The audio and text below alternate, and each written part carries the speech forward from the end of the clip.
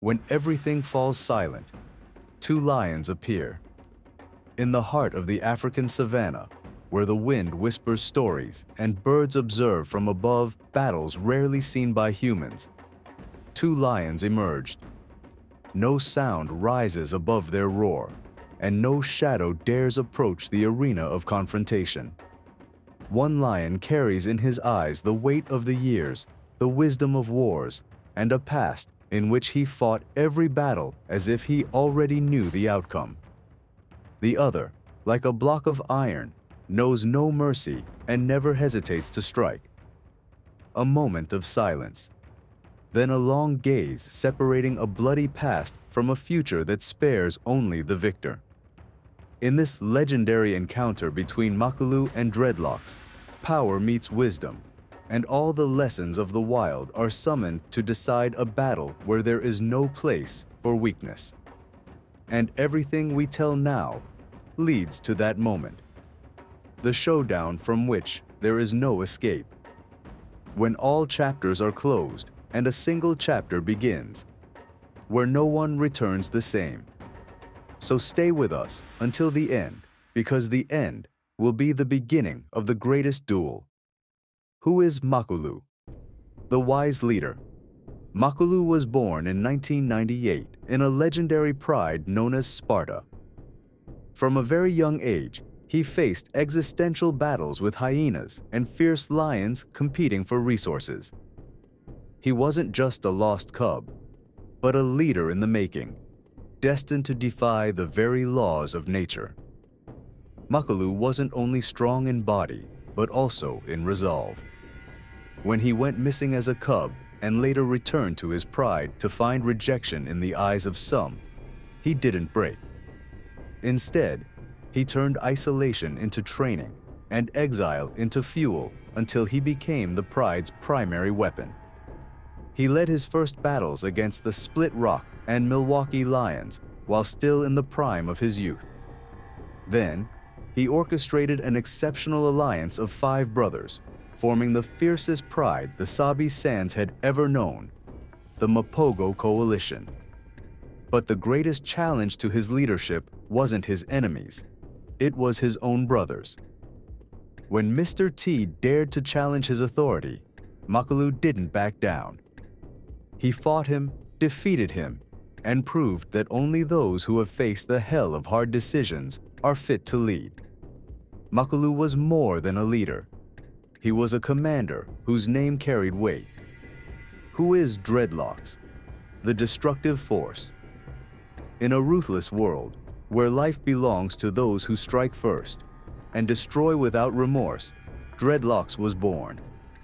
This lion never sought leadership, nor did he care for attention. He was more like a hidden soldier, a silent war machine. But when he moved, nothing in his path survived. Dreadlocks was born into the Sparta pride between 2001 and 2002, in a harsh environment that shaped his body before it shaped his soul. From an early age, he was known for his massive frame and fangs like axes. Unlike Makulu, he wasn't interested in leadership. He was content being the executing hand, the crusher who finished the job, the terrifying force advancing in silence. Makulu was 2 years older, but Dreadlocks quickly proved his worth in combat. While other lions chased gazelles or buffaloes, he went after hippos and towering giraffes, as if death itself was his favorite opponent. Lions of the savannah, challenges and battles that forged legends. In the African savannah, leaders are not born. They are forged in fire. Battles, scarcity, and ever-present death are what shape true lions. Makulu grew up amid fierce competition from his cousins and under the watchful eyes of lionesses who showed no mercy to weak cubs. He found himself surrounded by enemies on all sides, lurking hyenas, rival lions vying for control, and even pride mates who rejected his return.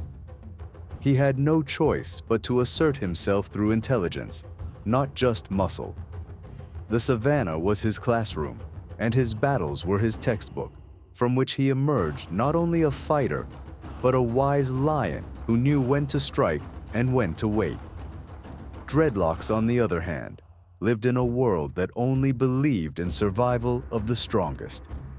Older lions constantly tested him, and with each battle, he proved his body was a relentless fighting machine. Violence was his language, destruction his method. He didn't care whether he was smart enough to lead. He just wanted to be the opponent that even monsters feared at first glance. Both lived through hell, but each in their own way. Between one shaped by wisdom and another forged by steel, two legends emerged, ready for their final clash. Lessons from the Savannah. What makes a leader? In the world of beasts, strength alone is not enough to make a leader. Leadership in the Savannah isn't given to those who kill the most, but to those who know when to retreat and when to fight to the last breath. Makalu wasn't just a brave warrior. He was a leader who knew how to maintain balance in a pride torn by ambition. When the coalition fractured and the hearts of his brothers leaned toward conflict, Makalu stood against them all. He reasserted his dominance after a brutal battle with his brother, Mr. T, the lion known as the Devil.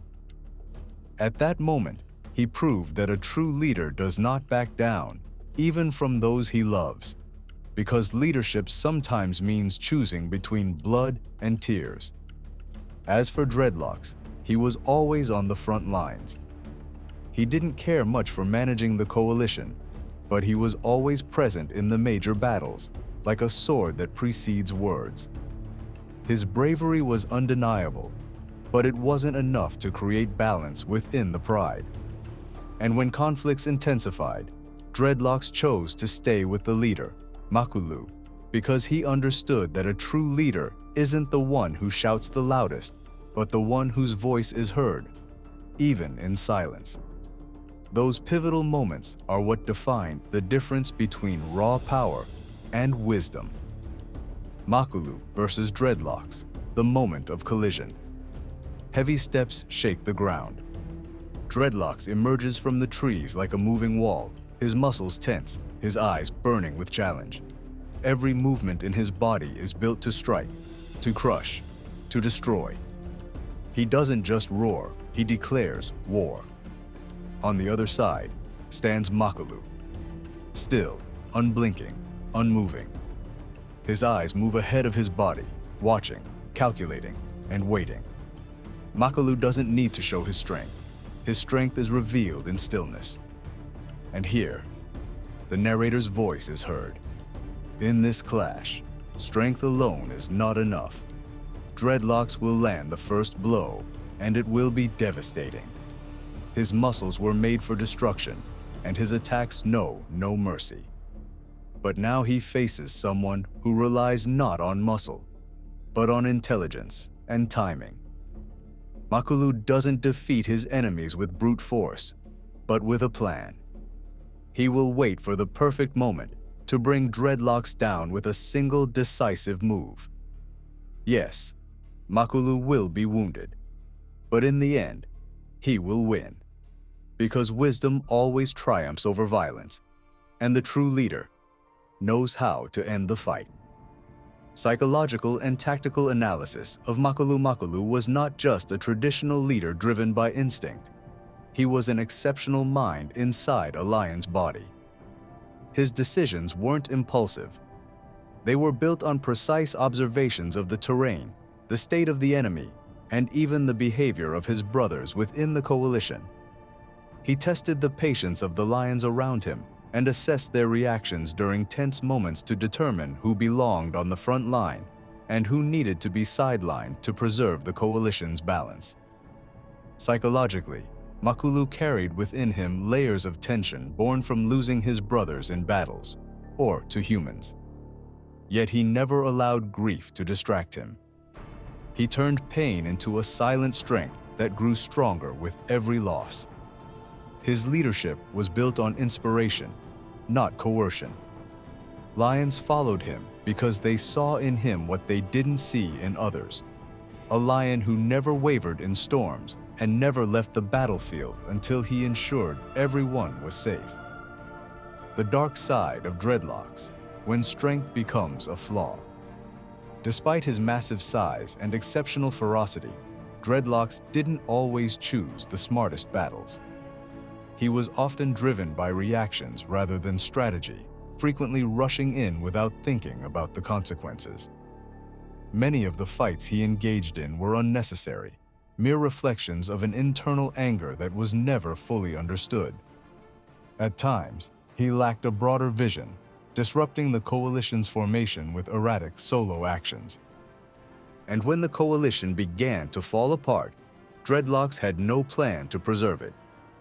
He retreated behind Makulu and became a follower after once being a terror. His physical strength remained, but his effectiveness as a leader, or even as a core part of the team, began to fade. In the end, his strength alone wasn't enough to prevent his fate from being sealed by a decision, not a blow.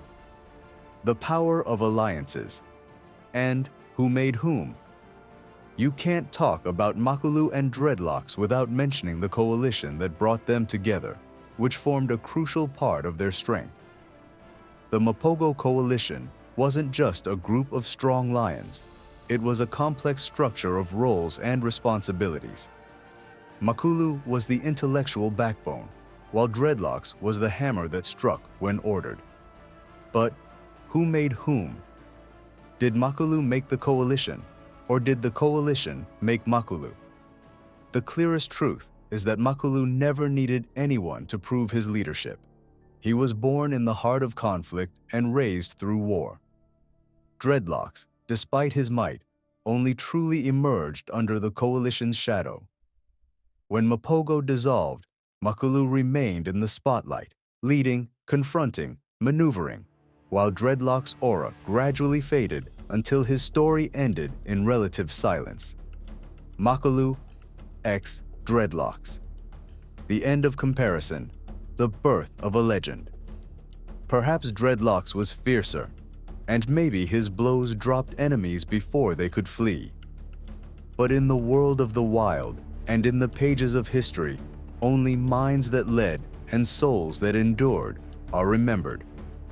Makulu was that soul. He led a pride that crushed everything in its path, but never allowed chaos to consume him. He fought enemies from outside, enemies from within, and even his own brothers when necessary. Dreadlox? He was a beast, no doubt, but he didn't last until the end. And between those who fight to survive and those who plan to be remembered, the victor is always the one who knows how to read tomorrow's battlefield. In this comparison, in this battle, and in the hearts of all who followed their story, the true victor is Makulu.